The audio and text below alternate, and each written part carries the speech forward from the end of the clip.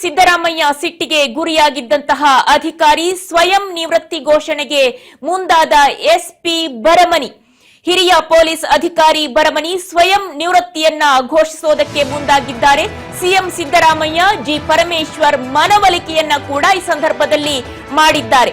CM Siddaramaiah ಸಿಟ್ಟಿಗೆ ಏನು ಗುರಿಯಾಗಿದ್ರು ಅಧಿಕಾರಿ ಎಸ್ಪಿ ಎನ್ವಿ ಭರಮನಿ ಅವರು ಸ್ವಯಂ ನಿವೃತ್ತಿ ಘೋಷಣೆಗೆ ಮುಂದಾಗಿದ್ದಾರೆ. ಎಸ್ಪಿ ಭರಮನಿ, ಹಿರಿಯ ಪೊಲೀಸ್ ಅಧಿಕಾರಿ ಭರಮನಿ ಸ್ವಯಂ ನಿವೃತ್ತಿಯನ್ನ ಘೋಷಿಸುವುದಕ್ಕೆ ಮುಂದಾಗಿದ್ದಾರೆ. ವಿಆರ್ಎಸ್ ತೆಗೆದುಕೊಳ್ಳುವುದಕ್ಕೆ ಅವರು ಮುಂದಾಗಿದ್ದಾರೆ. ಸಿಎಂ ಸಿದ್ದರಾಮಯ್ಯ ಮತ್ತು ಜಿ ಪರಮೇಶ್ವರ್ ಮನವೊಲಿಸಿದ್ದಾರೆ.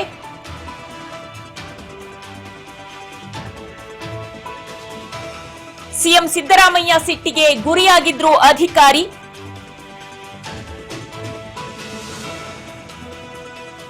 ಏನು ಬೆಳಗಾವಿಯಲ್ಲಿ ಕೆಲವು ದಿನಗಳ ಹಿಂದೆ ನಡೆದಂತಹ ಘಟನೆ, ಇದೀಗ ಆ ಘಟನೆಗೆ ಸಂಬಂಧಪಟ್ಟಂತೆ ಎಸ್ಪಿ ಭರಮನಿ ಸ್ವಯಂ ನಿವೃತ್ತಿಗೆ ಮುಂದಾಗಿದ್ದಾರೆ. ಹಿರಿಯ ಪೊಲೀಸ್ ಅಧಿಕಾರಿ ಭರಮನಿ ಸ್ವಯಂ ನಿವೃತ್ತಿಯನ್ನ ಘೋಷಿಸಿದ್ದಾರೆ. ಇನ್ನು ಸರ್ಕಾರದಿಂದ ಅದಕ್ಕೆ ಒಪ್ಪಿಗೆ ಸಿಗಬೇಕಾಗಿದೆ ಅಷ್ಟೇ.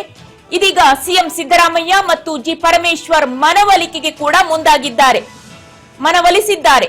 ಸಿಎಂ ಸಿದ್ದರಾಮಯ್ಯ ಸಿಟ್ಟಿಗೆ ಏನು ಈ ಅಧಿಕಾರಿ ಗುರಿಯಾಗಿದ್ರು, ಕಳೆದ ಕೆಲವು ದಿನಗಳ ಹಿಂದೆ ಬೆಳಗಾವಿಯಲ್ಲಿ ಕಾಂಗ್ರೆಸ್ ಪಕ್ಷ ಹಮ್ಮಿಕೊಂಡಿದ್ದಂತಹ ಪ್ರತಿಭಟನಾ ಸಭೆಯ ಸಂದರ್ಭದಲ್ಲಿ ಮುಖ್ಯಮಂತ್ರಿಗಳ ಕೋಪಕ್ಕೆ ಗುರಿಯಾಗಿದ್ರು.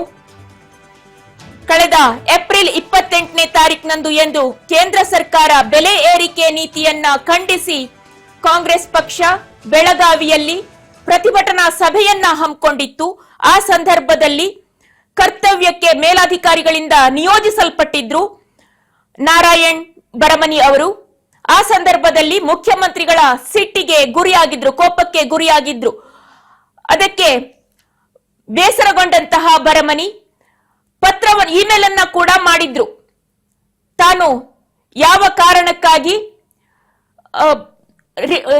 ವಿಆರ್ಎಸ್ ಅನ್ನ ತೆಗೆದುಕೊಳ್ತಿದ್ದೀನಿ, ಸ್ವಯಂ ನಿವೃತ್ತಿಯನ್ನ ಘೋಷಿಸ್ತಿದ್ದೀನಿ ಮತ್ತು ಯಾಕಾಗಿ ಅನ್ನುವಂತಹ ವಿಚಾರವನ್ನ ಪತ್ರದಲ್ಲಿ ತಿಳಿಸಿದ್ರು. ಇದೇ ಸಂದರ್ಭದಲ್ಲಿ ಏನು ಪತ್ರ ಕೂಡ ತಾವು ವೀಕ್ಷಿಸ್ತಾ ಇದ್ದೀರಿ.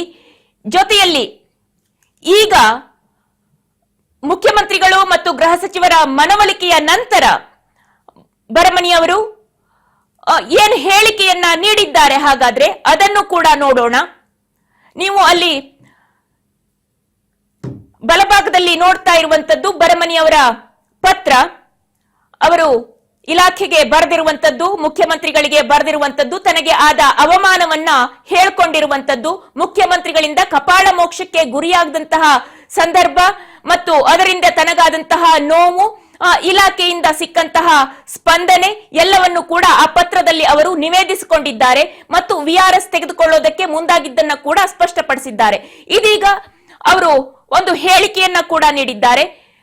ಏನ್ ಹೇಳಿದ್ದಾರೆ ಮೊದಲು ಒಂದ್ಸಲಿ ಕೇಳಿಸ್ಕೊಳ್ಳೋಣ. ನಾನು ಶಿಸ್ತಿನ ಇಲಾಖೆಯಲ್ಲಿ ಇರೋದರಿಂದ ನನ್ನ ಭಾವನೆಗಳನ್ನು ನನ್ನ ಮೇಲಾಧಿಕಾರಿಗಳಿಗೆ ತಿಳಿಸಿದ್ದೀನಿ. ಈ ಕುರಿತು ನನ್ನ ಮೇಲಾಧಿಕಾರಿಗಳು ಮತ್ತು ಸನ್ಮಾನ್ಯ ಮುಖ್ಯಮಂತ್ರಿಗಳು ಮತ್ತು ಸನ್ಮಾನ್ಯ ಗೃಹ ಸಚಿವರು ಕೂಡ ನಮ್ಮ ಜೊತೆಗೆ ಮಾತಾಡಿದರು. ಈಗ ನಾನು ದೈನಂದಿನ ಕೆಲಸಕ್ಕೆ ಹಾಜರಾಗ್ತಾ ಇದ್ದೀನಿ. ಸರ್ ಏನಾದರೂ ಈಗ ಅಕ್ಸೆಪ್ಟ್ ಮಾಡ್ತಾರೆ ಸರ್? ಏನಾದ್ರು ಸರ್ಕಾರ ನಿರ್ಧರಿಸ್ತದೆ ಸರ್ ಮುಂದಿನ ನಡೆ ಸರ್ ಯಾವ ರೀತಿ ಸರ್ ಸಂಪರ್ಕ ಮಾಡಿದ್ರಿ ಸರ್ ಬೆಳಗಿನ ಏನಾದ್ರು ಯಾರಾದ್ರು ಸಿಎಂ ಅದು ಸರ್? ಸರ್ ಮಾನ್ಯ ಮುಖ್ಯಮಂತ್ರಿ ಸಾಹೇಬರು ಮತ್ತು ಮಾನ್ಯ ಗೃಹ ಸಚಿವರು ಸಾಹೇಬರು ಮೊದಲನೇ ಮಾತಾಡಿದರು. ಹಾಗಾಗಿ ನಾನು ದೈನಂದಿನ ಕೆಲಸಕ್ಕೆ ಹಾಜರಾಗ್ತೀನಿ.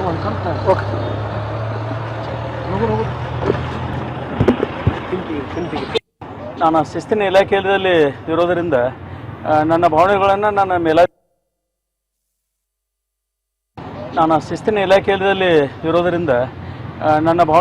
ನನ್ನ ಮೇಲಾಧಿಕಾರಿಗಳಿಗೆ ತಿಳಿಸಿದ್ದೀನಿ.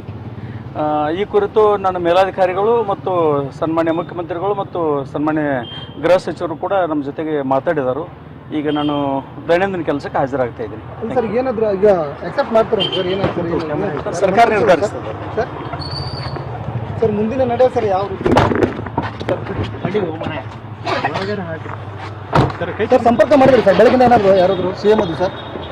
ಸರ್ ಮಾನ್ಯ ಮುಖ್ಯಮಂತ್ರಿ ಸಾಹೇಬರು ಮತ್ತು ಮಾನ್ಯ ಗೃಹ ಸಚಿವ ಸಾಹೇಬರು ಮೊದಲನೇ ಮಾತಾಡಿದರು.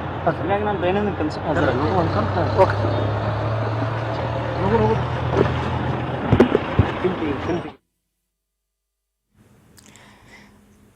ಶಿಸ್ತಿನ ಇಲಾಖೆಯಲ್ಲಿ ಇದ್ದೇನೆ, ನನ್ನ ಭಾವನೆಗಳನ್ನ ಮೇಲಾಧಿಕಾರಿಗಳಿಗೆ ತಿಳಿಸಿದ್ದೇನೆ. ಈ ಕುರಿತು ಮೇಲಾಧಿಕಾರಿಗಳು ಸಚಿವರು ಮಾತನಾಡಿದ್ದಾರೆ. ಈಗ ನಾನು ದೈನಂದಿನ ಕೆಲಸಕ್ಕೆ ಹಾಜರಾಗ್ತಾ ಇದ್ದೀನಿ ಅಂತ ಕೂಡ ಈ ಸಂದರ್ಭದಲ್ಲಿ ಅವರು ಹೇಳಿಕೆಯನ್ನ ನೀಡಿದ್ದಾರೆ.